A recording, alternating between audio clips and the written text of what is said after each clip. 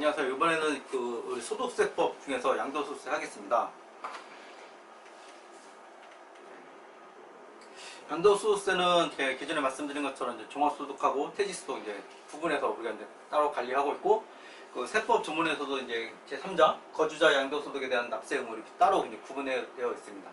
그냥 시험 출제 경향은 세무사하고 공인회계사 쪽에서 보면 두 문제 정도 매년 나오는 것 같습니다. 나오고, 그다음에 7급하고 9급은 한 문제 정도 나오는 것 같고, 그다음에 주로 이제 계산 문제도 나오고, 그다음에 이제 지문, 글로 된 이론형 문제도 나오고 있습니다. 그래서 실제로 최근에 이제 양도소득세 같은 부분은 중요하기도 하고, 문제 같은 경우는 이제 깊이 낼 수도 없는 부분이고, 그래서 이제 제가 보기에는 기출 문제 이제 산출 계산한 문제 보니까 이렇게 깊이 있게 내지는 않습니다. 깊이 있게 내지는 않고 기본 개념을 먼저 안 다음에 그걸 잘 적용할 수 있는지 이런 식으로 되어 있습니다. 그래서 계산 문제에는 제 생각에는 이제 세무사나 이제 회계사 준비하시는 분들이라면 1차에서 양도소득세 관련해서는 이제 계산 문제까지 굳이 욕심내실 필요는 없고 기본 개념 위주로 이제 공부하시고, 기본 개념을 적용하는 기본 문제들이 있습니다. 기출문제 위주로 풀어보시면 잘 운 좋으면 이제 계산 문제까지 충분히 이제 풀 수 있을 정도가 될 것 같습니다. 네, 양도소득세 관련해서는 크게 11절까지 있습니다. 11절까지 있고 내용도 많고 그렇습니다. 오늘은 제 4절까지 할 거고요. 오늘 하는 부분을 보면 첫 번째 양도의 정의, 양도의 정의가 제일 중요합니다. 양도의 정의, 그 다음에 비가사 양도소득. 비가사 양도소득에서 이제 여러분들이 이제 수험생이라 잘 모를 수도 있는데, 비가사 양도소득에서 최근 몇 년 동안에 이제 뜯어붙인 일가세 1주택에 대한 그 부분, 그 다음에 세월 부분, 요 89조 비가사 양도소득과 이제 시행령 쪽에 있습니다. 그래서 기본적인 내용 위주로 제가 할 거고, 소득세액의 감면과 비과세 또는 감면 배제는 이거는 좀 중요도가 좀 떨어집니다. 그 다음에 가세표준 세액의 계산에서는 기본적인 개념, 그러니까 기본 계산 순서를 설명해 주는 거고, 실제로 이제 양도소득의 범위, 이게 제일 중요하죠. 그러니까 소득세에서도 이제 이자 소득의 범위, 배당 소득의 범위, 양도소득의 범위가 이제 가장 중요한 겁니다. 양도란 무엇인가, 그 다음에 양도소득은 무엇인가, 이게 가장 중요한 겁니다. 그다음에 양도소득 금액을 어떻게 구하냐? 양도과액. 양도소득 금액은 크게 양도과액에서 우리 필요금을 빼준 겁니다. 그러면 이 양도금액의 정의를 먼저 내려준 거고, 양도과액에 있는 양도과액은 무엇이냐, 그 다음에 양도소득의 필요금액은 무엇이냐, 요 95, 96, 97, 요게 이제 같이 연결된 겁니다. 그래서 실제로 계산 문제는 주로 이쪽에서 많이 나오고 있습니다. 그 다음에 양도소득의 필요금비 특례에서 이제 우리가 이월과세 부분이 나오고, 그 다음에 부당이익 계산. 부당이익 계산은 뭐 어디나 다 중요하니까 그런 부분이 나옵니다. 그래서 양도소득 금액에 이제 중요한 것 중에 하나는 이제 부담보증여 부분 하나 있고, 그 다음에 이월과세가 하나가 있습니다. 그 다음에 부당이익 계산이 있습니다. 주로 시험에 나오는 것들은 주로 이런 거고, 그 다음에 필요경비 쪽에서 뭘 포함되지 않느냐를 주로 물어봅니다. 네, 양도 또는 취득의 시기는 그것도 이제 중요하죠. 계산 문제가 같이 맞물려서. 이 정도까지가 이제 기본 문제로 이제 한 문제 정도 이쪽에서 이제 커버가 되는 거고, 양도 차익의 상정, 양도 소득의 부당이익 계산이 되어 있습니다. 근데 이쪽 부분에서는 우리 이제 세율 부분, 세액 계산, 세율 부분하고 제가 이제 다음에 할 텐데, 제 생각에는 최근에 이제 세법적으로 좀 이슈가 되는 것들이 국외자산 양도에 대한 양도소득세. 이 국외자산은 이제 거주자입니다. 거주자가 이제 국외자산을 갖고 있는 경우는 최근에 이제 많아져서 주식도 있고, 그다음에 부동산도 있고, 국외자산 양도에 대한 양도소득세가 이제 점점 관심이 높아지는 부분이고, 또 이제 거주자가 출국 시 국내 주식에 대한 가세가 있습니다. 뭐냐면 이제 거주자가 이제 한국에 있을 때는 실제로 이제 주식에 대해서는 매도할 때 양도소득을 내는데, 매도하지 않고 이민을 가게 되면 그 이민 내는 시점에 평가 차익에 대해서 이제 세금을 내고 그런 것들이 있습니다. 그래서 실제로 이제 글로벌한 조세들이 요즘에 이제 관심 있는 분야입니다. 글로벌한 조세들이 이제 회계도 이제 하나로 합쳐졌듯이 세법도 하나로 합쳐지고 있고, 기본적으로 글로벌한 이런 조세에 관심이 있기 때문에 10절과 11절을 여러분들 소홀히 다루시지 마시고 이제 관심 가져서 해주시는 게 좋습니다. 그렇게 내용도 어렵지 않고 앞으로 나갈 가능성도 상당히 높다고 저는 생각하고 있습니다. 그다음 이제 양도소득에 우리가 본격적으로 들어가기 전에 이제 기본적으로 이제 출제되는 경영 중 하나가 이제 사업소득과 양도소득을 이제 구분하는 것도 있습니다. 뭐냐면 이제 우리 이제 부동산을 팔면 사업자가 이제 부동산을 팔면 사업소득인 거고 사업자가 아닌 사람이 부동산을 양도를 하면 양도소득입니다. 이게 기본 컨셉입니다. 그래서 개인이 부동산을 양도함으로써 얻은 소득은 양도가 사업 활동인 경우는 사업소득, 사업 활동이 아닌 경우는 양도소득. 이게 기본 컨셉이고 구별 기준이 뭐냐? 구별 기준이 실제로는 이거는 뭐 까다롭습니다. 실제로는 까다롭습니다. 실제로는 까다롭고 판례도 있고 법원에서도 이제 분쟁이 있어서 실제로 대법원까지 가는 사례도 있습니다. 그래서 부동산 양도를 사업 활동하는지는 취득, 보유 현황, 양도 규모, 횟수, 양도 방식, 상대방 등의 모든 현황을 참작한다. 일반적으로 독립성, 영리 목적과 계속할 수 있는 경우는 사업 활동으로. 이건 일반적인 내용입니다. 일반적으로 우리가 이제 우리 사업소득 할 때 사업이 뭐냐 할 때 그때 정의하는 거고 기본적으로는 모든 사항을 참작해서 하는 겁니다.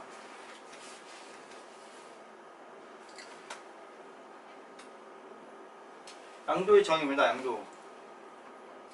양도의 정의란 사고 파는 거예요. 쉽게 사고 파는 거고 등기 또는 등록과 관계없이 그러니까 등기 등록한 관계없이 매도, 교환, 법인에 대한 현물 투자 그러니까 매도, 교환, 현물 투자에 통해서 유상으로가 이제 들어갑니다. 유상으로 사실상 이전하는 것. 그러니까 자산을 어떤 방식을 통해서 유상으로 이전하는 것. 유상으로 들어간 이유는 이제 유상의 반대말이 이제 무상이잖아요.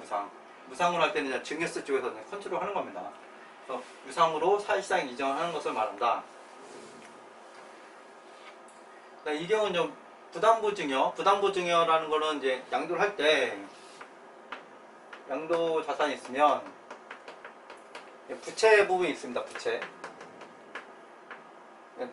순수하게 자기 자본으로 샀으면 부채 부분이 없는데 타인 자본으로 산 경우는 부채도 있습니다. 그럼 이 부채 부분이 있고 부채가 아닌 부분이 있고 그래서 이제 부담부 증여라는 건 이제 부채를 포함해서 증여할 때 이 부채를 떠안는 부분은 양도를 보고 부채 없는 부분은 증여를 보고 이런 내용입니다. 그래서 실제로 이제 부담부 증여도 실제 실무하고 실생활에서 이제 부모님이 이제 부모님이 친속 간에 부모님이 이제 자녀한테 증여할 때 증여세를 줄이는 방식으로 많이 이용합니다. 증여세보다는 양도세가 좀 아무래도 아직까지는 적기 때문에 많이 이용합니다. 그래서 부담부 증여도 중요합니다. 그 다음에 탈세, 그 다음에 뭐 세무, 절세 이쪽으로 많이 사용합니다. 그래서 부담부 증여할 때는 우리 이제 부채를 떠안는 부분은 양도를 봅니다. 그래서 두 가지로 쪼개야 됩니다. 증여세 부분하고 양도세 부분으로 쪼개서 하게 됩니다. 네, 다음은 양도를 보지 않는다. 그러니까 이게 양도의 개념이고 다음은 양도를 보지 않는다. 양도를 보지 않는 경우는 법률에 따라서 우리 한지 처분, 지목으로 변경되거나 보류지로 충당되는 경우. 그 다음에 대통령이 정하는 정가 절차 토지를 교환하는 것. 일반적으로 교환은 다 양도로 보는데 일부 이제 토지 교환하는 법령에 따라 교환하는 경우는 이제 우리가 양도를 보지 않습니다.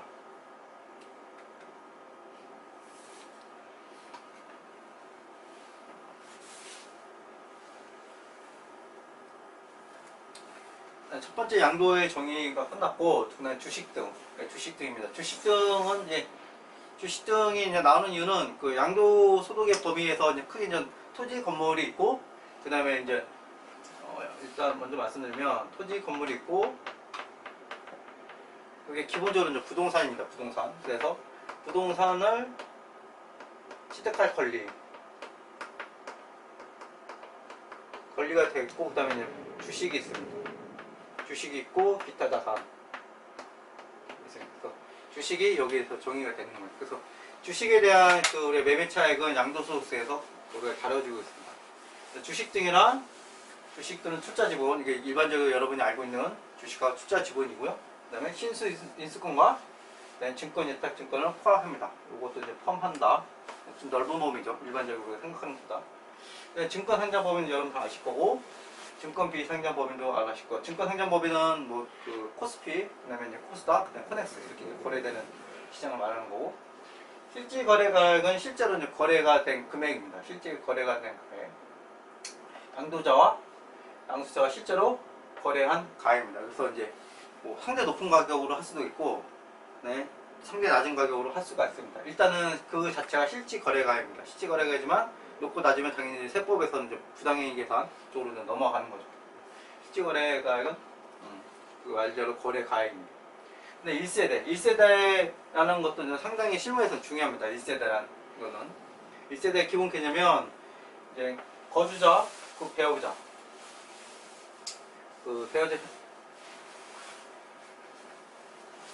거주자와 배우자, 한 가게 거주자하고 배우자 및 형제 자매를 말합니다. 1세대란. 그래서 그 배우자는 보통 이혼을 했으나 생계를 같이 하는데 사실상 이혼한 것을 보기 어려운 관계에 있는 사람을 포함한다. 이혼한 것으로 이혼했지만 서류상으로 이혼했지만 실제로 이제 경제적 공동체네.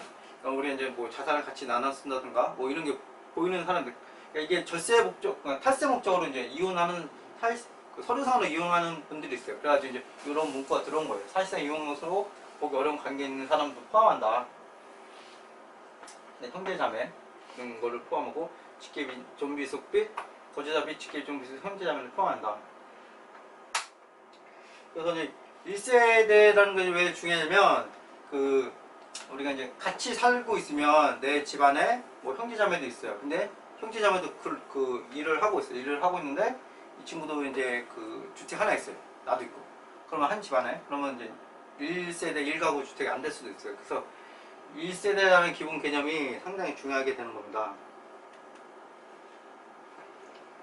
주택이란 개념도 중요합니다. 실제 실무에서 이제 주택이 뭐냐, 그 1세대가 뭐냐, 실제로 여러분들은 그런 중요성 잘 모르기 때문에 모르겠지만 약간 미묘하게 다릅니다. 주택도 실제 주택은 이제 왜 다르냐면 실제 그 용어 자체가 주택이란 허가 여부나 공부상의 용도 그건 관계없이 이것 때문에 거예요. 그러니까 주택을 경리상 그 해법에서는 사실상 주거용으로 사용하는 건물로 보고 있어요. 그러니까 어떤 공부나 이런데 실제 공적인 서류에 주택이라고 이제 우리가 이제 하는데 그거와 관계없이 그러니까 주거용으로 사용할 수 있다. 그러면 다 주택이 되는 겁니다. 그래서 오피스텔도 실제 오피스텔은 우리가 이제 상가 건물 이렇게 주택이 아닌데 그 오피스텔을 사람이 살 수 있는 공간으로 그 화장실도 있고 뭐 그 밥을 먹을 수 있는 그런 공간이 있으면 주택으로 볼 수 있는 겁니다. 그래서 이런 주택의 개념이 사실상 주거용으로 사용하는 건물을 말하는 거고 실제 정확한 우리가 실제 시공에서는 사용할 수 있는 건물을 말하는 겁니다. 그래서 여러분들이 이제 그 내가 이제 오피스텔 사는데 사람이 거주하는 공간을 샀으면 그 1세대 이제 그 가구 그 주택을 살 때 포함되는 겁니다. 그래서 이 주택의 개념은 또 상당히 중요하다. 네, 농지도 보시면 우리가 지적 공부 관계없이 실제로 경제에 사용되는 토지.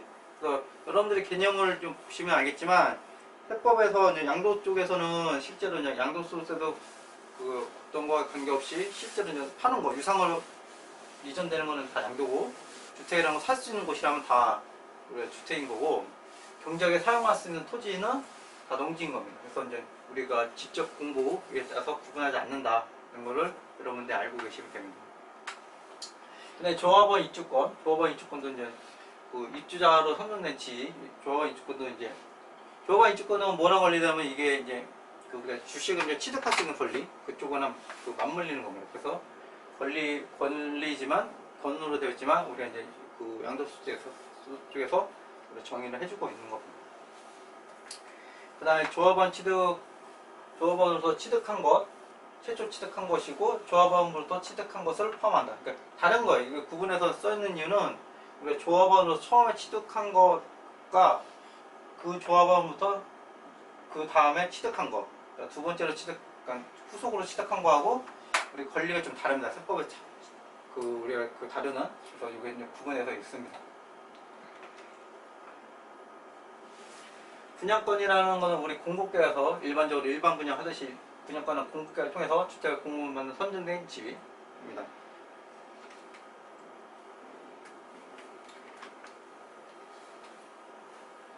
그래서 양도의 범위를 좀 더 보면 그 우리는 법에서는 양도의 범위가 개념이 되어 있고 유상으로 이제 이정되는 개념이 됐고 네, 소득세 시행령에서 이제 양도의 범위가 나와 있고, 양도의 범위하고 양도 소득의 개념은 시험 문제 자주 나오는 분야입니다. 시험 문제 자주 나오고 계산 문제를 풀기 위해서도 이제 꼭 여러분들 알고 계셔야 되고, 그래서 제가 이제 좀 많이 갖고 왔습니다. 양도의 범위는 첫 번째 이제 채무의 번제 담보하기 위해서 자산을 양도하는 계약. 그러니까 담보 계약, 쉽게 말해서 이제 그 담보를 맡기고 채무를 한 거예요. 이런 거는 우리가 양도로 보지 않습니다. 이 채무 양도 계약에서는, 담보 양도 계약에서는 우리가 이제 계약서 사본을 양도소득 가세표준 신고서에 신고할 때는 양도로 보지 않습니다. 그렇지만 이 채무 불이행, 어떤 사유로 인해서 위배되거나 채무 불이행에 인해서 실제로 자산을 충당할 때는 우리가 양도한 것으로 보는 겁니다. 이거는 이제 우리가 사실상 이전이기 때문에 채무를 변제하고 준 거기 때문에 이거는 양도로 보는 겁니다. 그래서 최초 담보 계약으로 인해서 주는 거는 양도 담보 계약은 양도가 아니지만 우리가 불이행으로 인해서 실제로 이제 충당하게 되면 양도로 보게 되는 겁니다.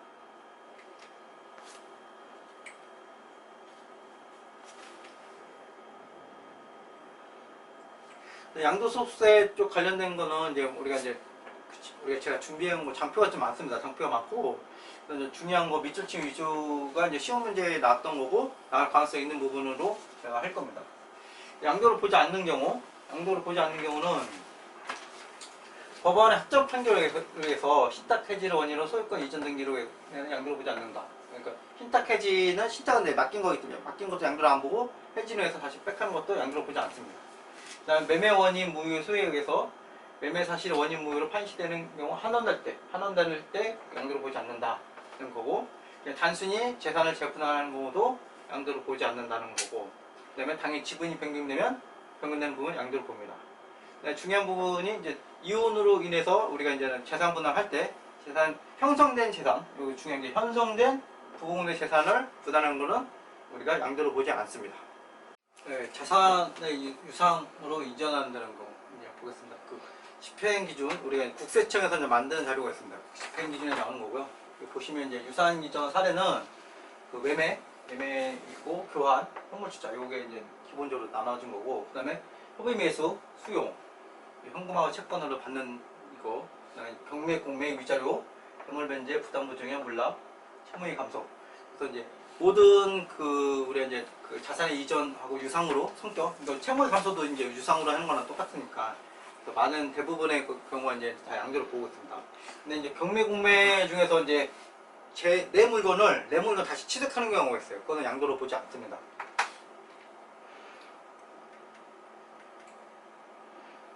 그다음 비과세 양도소득 보겠습니다. 비과세 양도소득은 제가 이제 처음에 말씀드린 것처럼 이게 이제 법에 이제 이제 사회 현상을 법이 이제 받아들이다 보니까 누더기가 된 부분이 있습니다. 비과세 양도소득은. 근데 가장 실제로 제가 보니까 근데 시험 문제에서도 계산 문제에서도 이제 나오고 있는 부분이고 해서 가장 기본적인 거 위주로 좀 보겠습니다. 이제 비과세 양도소득은 이제 1세대 1주택과 이제 그 외 부분이 있습니다. 그 외 부분이 있고, 보시면 양도소득에 대해서 이제 가세하지 않는 부분은 첫 번째 이제 파산 선고의 처분으로 발생하는 소득, 당연히 하겠죠. 이거는. 그다음에 농지 교환 또는 분합, 그러니까 대통령이 정하는 농지 교환 또는 분합으로 발생한 소득이 있고, 주택에 딸린 토지, 주택에 딸린 토지로서 이제 1세대 1주택이 보유하는 경우, 그러니까 요건을 충족하는 경우가 있습니다. 그 다음에 1세대 1주택이 있고, 그 다음에 이거는 일시적 2주택, 우리가 일시적으로 2주택이 된 경우가 있어요. 그러니까 1세대 1주택을 갖고 있었는데, 우리가 이제 집을 옮기거나 어떤 사유로 인해서 2주택이 되는 경우가 있어요. 일시적으로 본의 아니게.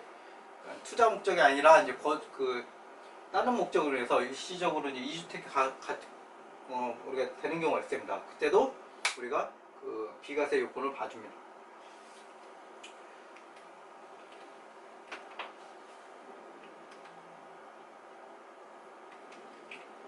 그다음에 조합원 입주권 한 개 보유한 세대가 또 이제 우리가 이제 거주자가 하나가 1세대 1주택이 있었는데 조합원 입주권을 또 하는 세대가 또 하는 경우가 있습니다. 여러 경우가 있고,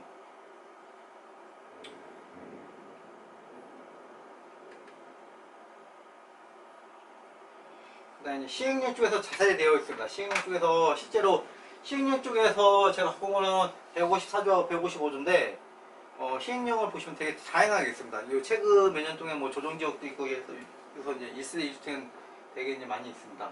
그래서 보시면은 중요한 것만 우리 시험 아주 기본적인 개념만 보겠습니다. 예, 우리 건물이 이제 주택과 주택 외 부분이 복합되어 있는 경우, 주택에 딸린 토지에 주택 외에 건물이 있는 경우에는 그 전부를 주택으로 본다. 이게 무슨 말이면, 우리 이제 일반적으로 이제 아파트에 살아서 잘 모르실 텐데, 우리 이제 그 시골 옛날 그 양반집들 보면 집이 이제 하나에 집이 여러 개 있습니다. 이렇게 여러 개 있으면 그걸 통째로 하나로 본다. 그 전부를 하나로 본다. 이런 의미입니다. 그 다음에 주택의 연면적이 주택 외의 부분의 연면적보다 적거나 같을 때는 주택 외의 부분은 주택으로 보지 않는다. 그러니까 주택 부분이 더 큰 거예요. 주택 부분이 더 클 때는 전부 주택으로 보는 거고, 그렇지 않으면 구분해서 보겠다는 겁니다. 그래서 이 말장난을 가끔 하는 경우가 있어요. 이게.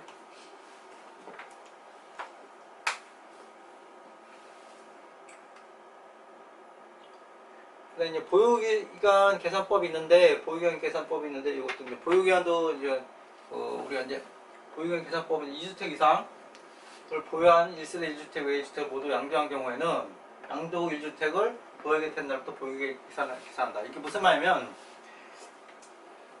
다주택자, 그러니까 그 2주택 이상인 사람이 그 하나를 팔고 1주택이 됐을 때, 1주택을 보유하게 된 날부터 보유기간을 계산을 하는 겁니다. 그래서 그 여러 주택이 있을 때는 우리가 보유기간에 해당하지 않고 하나의 주택만 있을 때만 보유기간으로 우리 산정을 하는 겁니다. 그 다음에 그 2개 이상의 주택을 같은 날에 양도하는 경우가 있습니다. 다주택이 있으면 당연히 뭐 한 날에 다 팔 수도 있잖아요. 그때는 당일 거주자가 선택하는 순서에 따라 주택을 양도한 것으로 봅니다. 이런 것들은 실제 여러분들이 이제 법적인 그 기본 개념 뭐 아시면은 뭐 별 문제 없는데, 이런 것도 이제 지문에서 조금 헷갈리게 나오는 경우가 있어요. 헷갈리게 나오는 건데, 기본적으로 이 동일한 날에 2개 이상을 내가 양도할 때 선택하지 않고 이제 법이 그러니까 국가가 어떤 법령에서 정해지면 이런 거는 이제 재산권을 침해하는 겁니다. 재산권 침해는 이제 헌법에 그 위배되는 거기 때문에 당연히 그런 조문을 만들 수가 없는 거예요. 그래서 세법에서 이제 그런 어떤 그 조문 같은 것들이 있으면 재산권을 침해하는, 우리가 사유재산권을 침해하는 조문이 있으면 그런 것들은 다 만들 수가 없는 거예요. 그래서 지문상에 여러분들이 처음 보는 거나 약간 헷갈리는 지문이 나왔을 때 얘가 이제 기본적으로 사유재산권을 침해하는 건지 아닌지 이런 것도 이제 판단해 주시면은 낯선 지문에 대해서도 이제 판단력이 생길 수가 있습니다.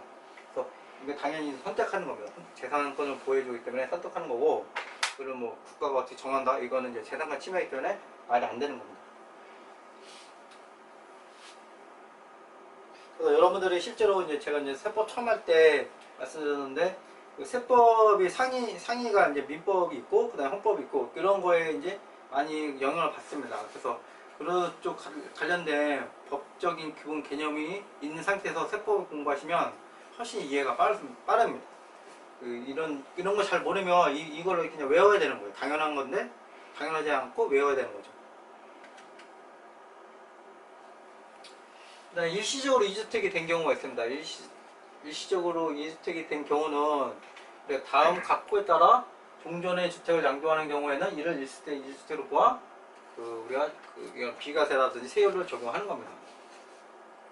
종전의 주택 및 그 부수 토지 일부가 협의 매수에 따라 수용되는 경우 해당 장조하는 주택 그 부수 토지 양도일 또는 수용일부터 5년 내에 양도할 때는 기존에 포함되는 거. 그러니까 잠존이 있고 5년 내에 팔았다 그러면 기존의 걸로 우리가 이제 해주는 겁니다. 그렇기 때문에 굳이 비과세를 해당되기 때문에 우리가 양도소득세를 낼 필요가 없는 거예요. 그래서 약간 혜택을 주는 거죠.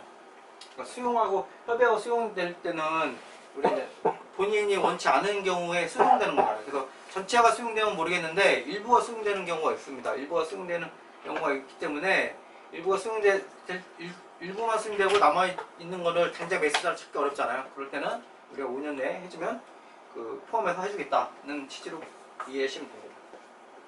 실제 주문들은 그 막 엉켰습니다. 세율 부분하고 세율 그다음에 보유기간 그다음에 양도소득 계산한 부분하고 실제 주문을 보면 상당히 그 어렵고 복잡합니다. 그래서 실제 양도세를 정확하게 이해하기가 상당히 어렵습니다. 상속받아서는 또 상속받아서 이제 일시적으로 2주택이 되는 경우가 있어요. 내가 이제 기존에 한가구 1주택이 있었는데 상속을 받아서 일시적으로 이제 2주택이 있는 경우가 있습니다.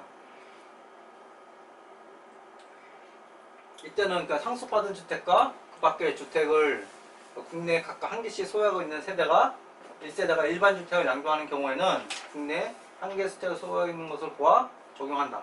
그러니까 그 상속받은 주택하고 기존 그 밖의 주택, 일반 주택이라는데 그 일반 주택을 양도하는 경우에는 하나로 본다는 겁니다. 일가구 그러니까 두 개 받아서 하나를 이제 해소하는 경우죠. 그때는 우리 비과세 처리해준다는 겁니다.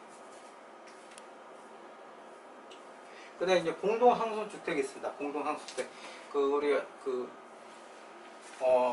공동상속주택이라는 건 상속인이 여러 명인 거죠. 상속인이 여러 있을 때는 보시면 이제 공동상속주택은 해당 거주자 상속인이랑 쉽게 생각하시면 돼요.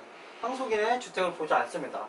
공동이 여러 개 있기 때문에 지분을 갖는 거기 때문에 굳이 보이지 않는다는 거고, 그렇지만 상속지분이 가장 큰 누구 건지는 우리가 정의를 해줘야 되잖아요. 그래서 상속지분이 가장 큰 상속인의 경우는 그러지 않느냐다는 거는 공동상속주택은 상속지분이 제일 큰 사람 거다, 그런 의미입니다. 그래서 상속지분이 제일 큰 사람은 1가구 2주택이 되는 거고 그 외의 사람은 뭐 상관이 영향이 전혀 없는 겁니다. 좀 말을 어렵게 썼습니다. 하여튼 중요한 건 상속주택은 다 주인이 있다. 그다음 주인은 지분이 제일 높은 사람 거다. 그 사람한테 가서서 우리가 주택 개수를 센다, 이렇게 생각하시면 됩니다. 그 다음에 우리가 봉양을 하기 위해서 이제 건강상의 이제 직계종속을 건강상이라든지 이제 어떤 사유로 해서 이제 같이 합쳐야 되는 경우가 있습니다. 같이 합쳐야 되는 경우는 뭐 직계종속도 주택 있고 나도 주택 있으면 합치기 때문에 이제 1가구 같이 사니까 1세대가 되는 거고 1세대가 1가구 안 되는 경우잖아요. 그럴 때도 예외로 이제 봐주는 겁니다. 그 다음에 결혼하면서도 이제 우리가 이제 1가구가 있는 사람과 또 1가구가 있는 사람이 결혼할 수도 있잖아요. 그때도 우리가 일시적으로 일시적 1가구 1세대 2주택으로 봐서 비과세 혜택을 주는 겁니다.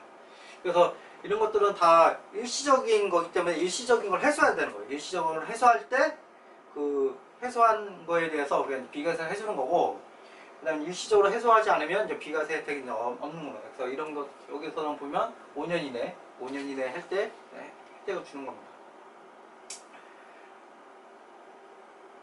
그 다음에 이제 국가등록문화재는 예외로 처리해 주는 거예요. 국가등록문화재하고 내가 다른 게 있다 그러면은 이것도 마찬가지로 예외적으로 우리가 문화재를 존중하기 때문에 예외적으로 보는 겁니다.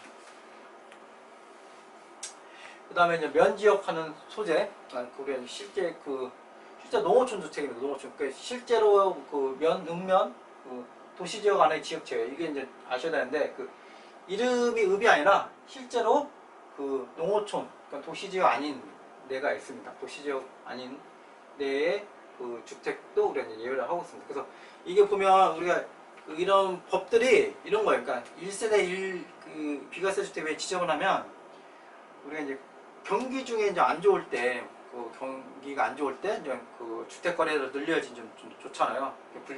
그래 건설사도 먹고 살고 막 여러 사람이 먹고 사니까.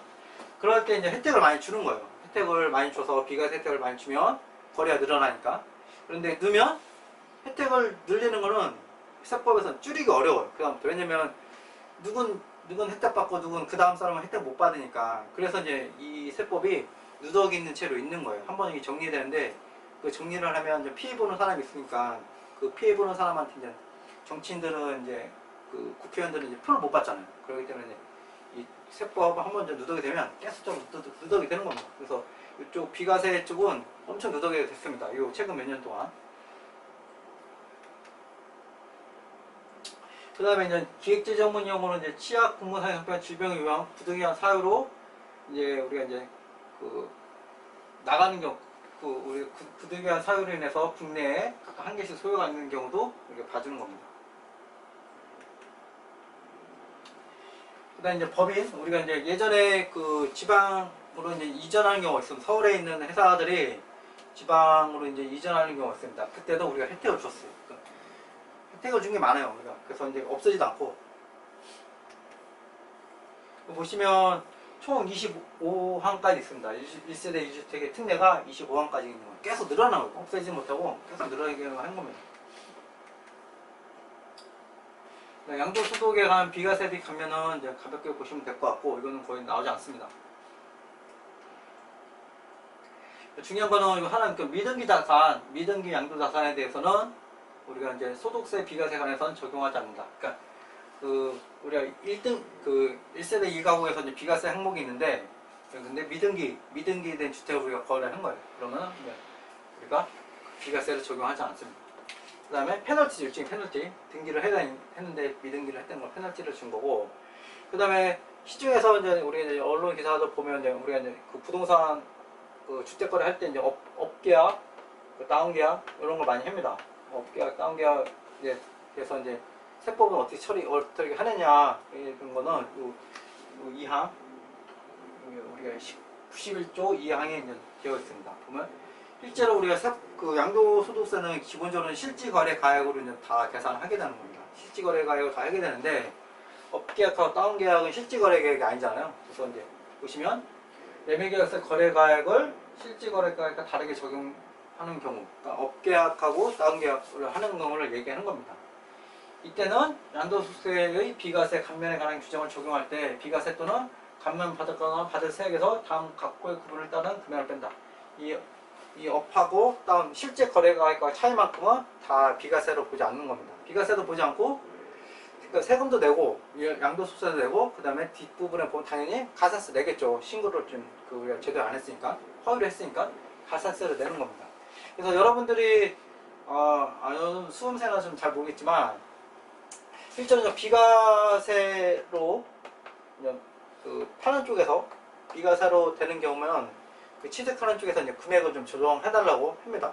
나중에 이제 그 다음에 팔 때도 마찬가지고.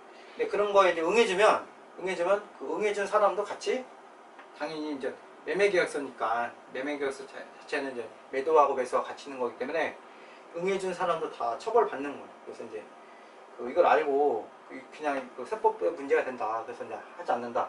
뭐 굳이 하려면 뭐 그쪽에서 다 뭐 처리해주겠다. 뭐 그러지 않느냐 안 난 여러분들이 다 나중에는 이런 세법적으로 문제가 되는 겁니다. 그래서 업하고 있는 다운계약서는 그 리스크가 있습니다. 그리고 최근에 국세청에서도 우리가 이제 이런 부동산 양도소득세 관련해서는 이제 엄청나게 들여다보는 거기 때문에 이런 것들을 실지거래가액으로 계약을 해야지 괜히 이제 소득세 어느 정도 조절하겠다고 업계약하고 다운계약하면 큰일 납니다. 양도소득세 가세표준 보겠습니다. 양도소득세 가세표준은 우리가 이제 계속 이제 기본적인 건데 종합소득하고 퇴직소득하고 우리가 구분해서 계산합니다. 그 다음에 양도소득 가세표준은 양도소득금액에서 기본공제를 차감한 걸로 합니다.